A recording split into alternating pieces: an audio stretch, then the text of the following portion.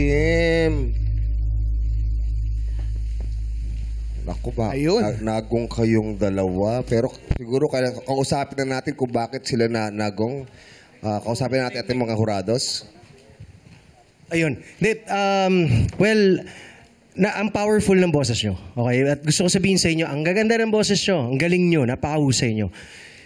At hindi lang din siya feeling ko dahil sa pagkanta nyo. Malaking parte yung pyesa nyo na, kasi tuloy-tuloy. Walang hinto yung kanta, di ba? Hanggang, like, wala talaga siyang breathing room. So, hindi siya madaling pyesa, sa totoo lang. Pero, boses-wise, walang problema. Minsan lang siguro yung, kasi yung una nyo, very crucial eh.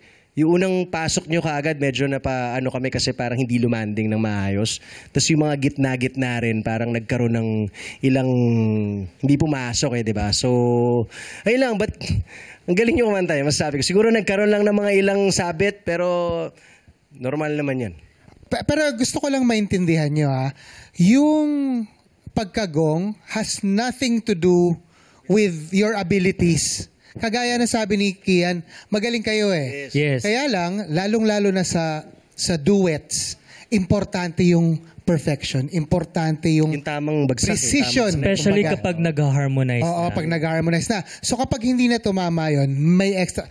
Siguro, ang disadvantage nyo lang ngayon is, ang tawag ng tanghalan yan is tungkol sa duets eh. Yeah. So may extra factor ng kailangan nagtutugma talaga. So yun lang.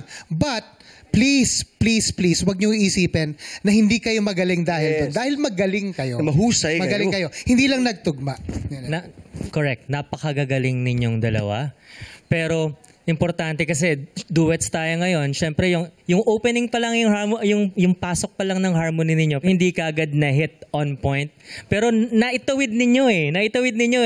Every time, may, yung part ni Rika, part ni Kim, ang ganda. Tapos, and then dun sa time na kailangan niyang mag-harmonize, or even sa parts na in unison naman kayo, nagka-clash at hindi sakto yung pagka-hit ng mga notes together. So, yun yung naging problema ng performance. And, Jonathan, dagdag ko lang. Ano yun dahil lang may mga ilang parts na gano'n. Sabi nga ninyo, hindi dahil hindi kayo magaling, napakagaling nyo. Nagkataon na yung nangyayari ngayon sa konsepto nung is may kasama ka eh. So, dapat talaga yun mapukol nyo na maayos. But again, you guys are amazing, powerful singers. Ang ganda pa sana ng kombinasyon nila kasi soprano tsaka alto. Correct. Oo. Kaya lang talagang minsan may araw talaga na alam mo yun. Tsaka Jong, i-add ko lang din, hindi madali yung piyesang ginawa nyo. Props sa inyo. Hindi madali yun. Pero kaya ang nakakatuwa na nag-risk din naman kayo doon. Yun lang, unfortunately. Matapang na sila for choosing that song to begin with. Pero Pwede na ba natin malaman bakit yun ang pinili nyong kanta? Kasi parang medyo nagong nga. And Pinili namin itong song na to kasi timely din siya. Kasi yung mga struggles po namin as breadwinner and tapos panganay po. mga ganun. At pareho kayong taga-Tagum. Yes po. So, at pareho silang taga-LGU ng Tagum. yes, nag-work kayo parehas.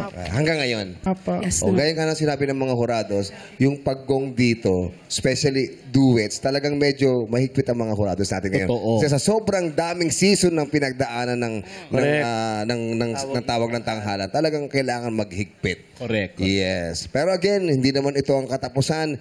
Anytime pwede kayong bumalik at tawag ng tanghalan. Bukas na bukas ang pinto para sa inyo.